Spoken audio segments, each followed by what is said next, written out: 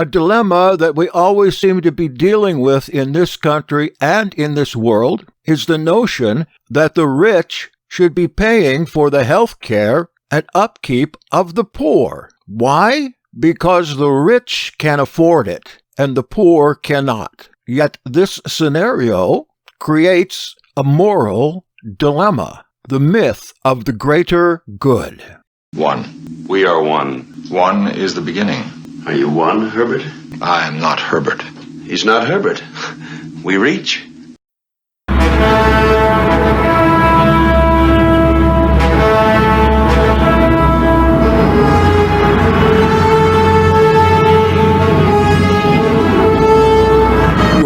To experience Jackson Snyder Presents. We will examine the life of our master Yeshua by discovering his ancestors, family, and friends, by reviewing rare ancient manuscripts, and speaking to those who know him best. From the Vero Essene Yahad, now experience Jackson Snyder Presents.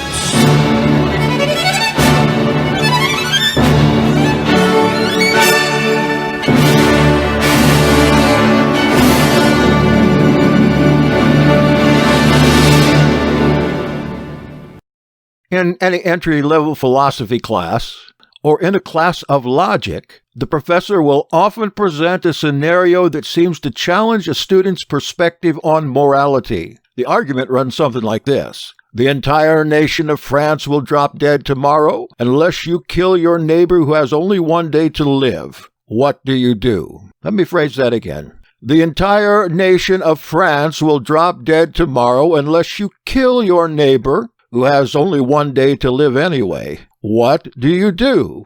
Another such dilemma goes like this. You could eliminate cancer by pressing a button that also kills one healthy person. Do you press the button? The reason that these perspectives are given to a new student is so that the professor will create a moral dilemma that the new student must attempt to solve.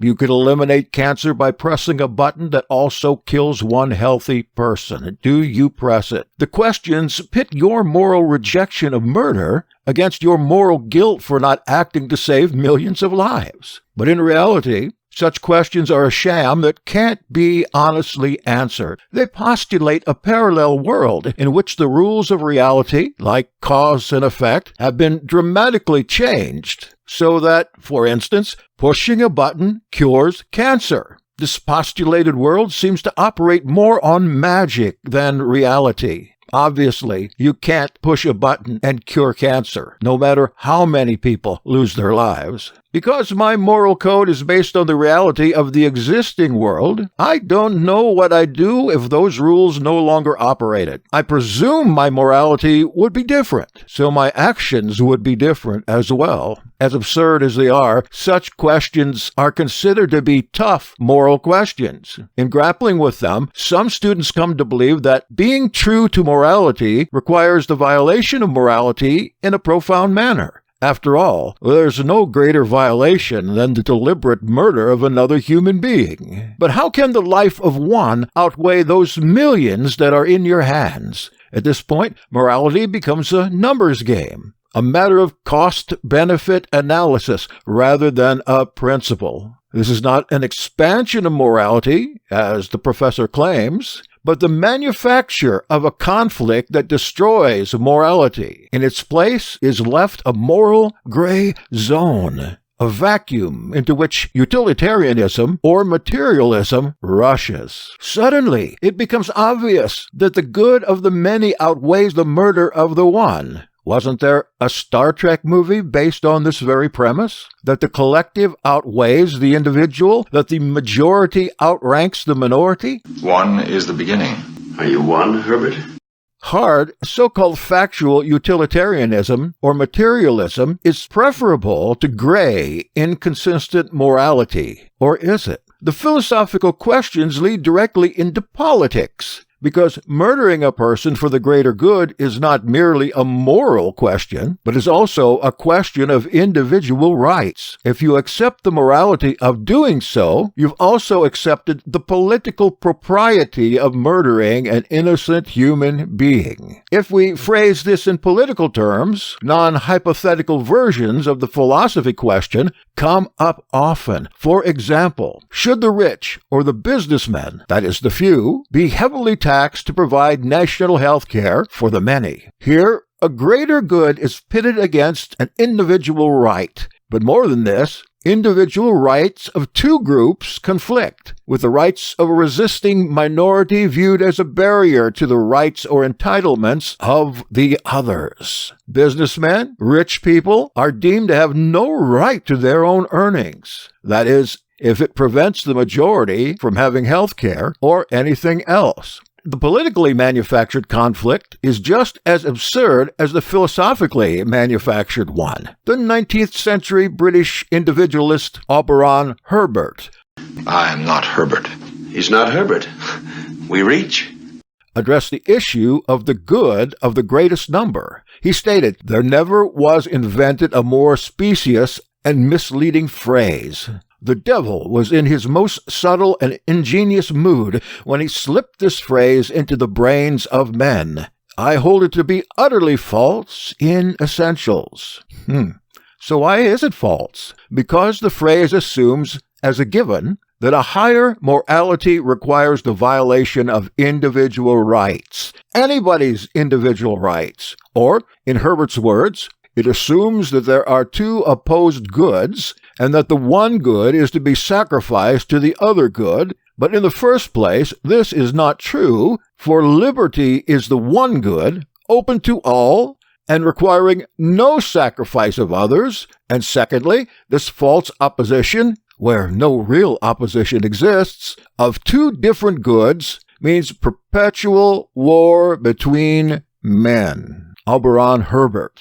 Now, he's relying on two intimately related theories. First, the universality of rights, and second, a natural harmony of interests. Universality of rights and a natural harmony of interests. The universality of rights means that every individual has the same natural rights to an equal degree. Race, gender, religion, or any other secondary characteristics, they don't matter. Only the primary characteristic of being human is important. A natural harmony of interests mean that the peaceful exercise of one person's individual rights doesn't harm the similar exercise by any other person, rich or poor. Yours or my freedom of conscience or speech doesn't negate our neighbors. The peaceful jurisdiction that I claim over my own body doesn't diminish anyone else's claim of self-ownership. Indeed, the more I assert the principle of self-ownership, the stronger and more secure that principle becomes for everyone. Only in a world where rights are not universal, where people's peaceful behavior conflicts, does it make sense to accept the need to sacrifice individuals to a greater good. This is not the real world, but one that has been manufactured for political purposes. I am not Herbert. Herbert explained a key assumption that underlines this faux world: the acceptance of the greater good itself. He asked, why are two men to be sacrificed to three men? We all agree that the three men are not to be sacrificed to the two men, but why, as a matter of moral right, are we to do what is almost as bad and immoral and short-sighted? Sacrifice the two men to the three men? Why sacrifice anyone when liberty does away with all necessity of sacrifice? Herbert denied the validity of this law of numbers which, in what we really mean when we speak of state authority, under which three men are made absolutely supreme and two men are made absolutely dependent. Instead of accepting the law of numbers as an expression of greater good, Herbert viewed it as a convenient social construct, calling it, and I quote, a purely conventional law, a mere rude, half-savage expedient. which cannot stand the criticism of reason or be defended by considerations of universal justice.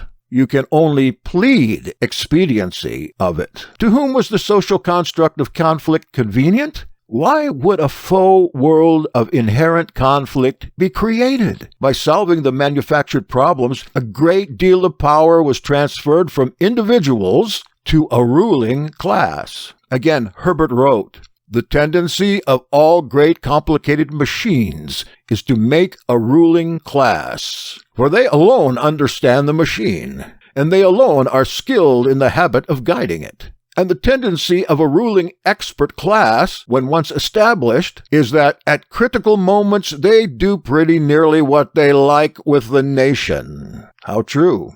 Rather than to solve a social problem, the ruling class had a devastating effect on the welfare of common people, who became, and I quote, "a puzzled flock of sheep waiting for the sheepdog to drive us through the gate." Or, as the Bible speaks of the blind shepherd, ironically, by claiming the collective was greater, the few were able to assume control over the many. The greater good devolved to whatever served the interests of the ruling class. But the process can be reversed. It requires individualizing the collective and the nation so that will, conscience, and judgment can return to every person. Is that even possible? At that point, society offers people the noblest present and the greatest benefit possible. Quote, "their own personal responsibility," unquote. Well, my friend, what do you think about this little essay? It seems to me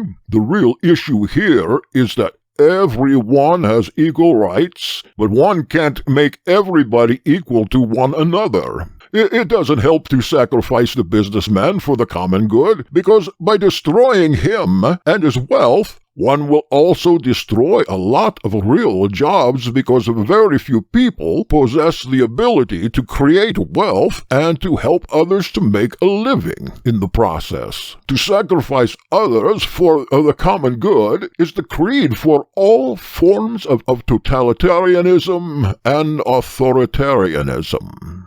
This creed is very important, and it is greatly practiced in fascism, Nazism, communism, religions like Christianism, etc., etc., etc. Logic clearly dictates that the needs of the many outweigh the needs of the few. And that, my friend, is totally illogical. Illogical. These systems are unbalanced systems that are creating an upper and lower class, where sacrificing is done for the sake of the upper class as a practice, and often a very devious practice. These sacrificing are forced onto the population. When I hear the phrase, "for the sake of the common good," I think of it in terms of looting or raping or hypocrisy, because such sacrificing isn't real because it's enforced. You cannot enforce sacrifice. It is a personal responsibility or decision. So, keeping my previous statement in mind, one can't answer the question, is the many more important than the few, just by looking at numbers? Some people, if they're lost, will be a real loss to humanity, while the loss of others will not even leave a mark on eternity. No! You'll flood the whole compartment to die. He's dead already. Now, that being said, everyone has the right to humane treatment, whether he is a believer or not, or something in between, and these unbalanced systems, monotheism included, don't practice this. And one must take into account that something like communism is just a secularized form of monotheism, or maybe anti-monotheism. None of these systems honor human rights, which is one of the better issues conceived by humanity on condition that a balance can be reached. But can it? Everybody has equal rights, and everybody is in possession of some talent that can add value to the world and leave him or herself a legacy. It's my honest opinion that everyone is in possession of at least one such a talent, and that those who don't know what they're good at are those who do not know themselves. The conclusion is that no one can actually be sacrificed for another one. The loss of either is a loss. And what do you say about that, Brother Snyder? Wow! There's something underneath that head of hair. The myth of the greater good. This dialectic was based on that of Alex Barrientos, May 15th, 2020, and written in part by Wendy McElroy, the contributing writer at Laissez-Faire Books. Viewer off. Viewer off. You have been listening to Jackson Snyder Presents on Hebrew Nation Radio.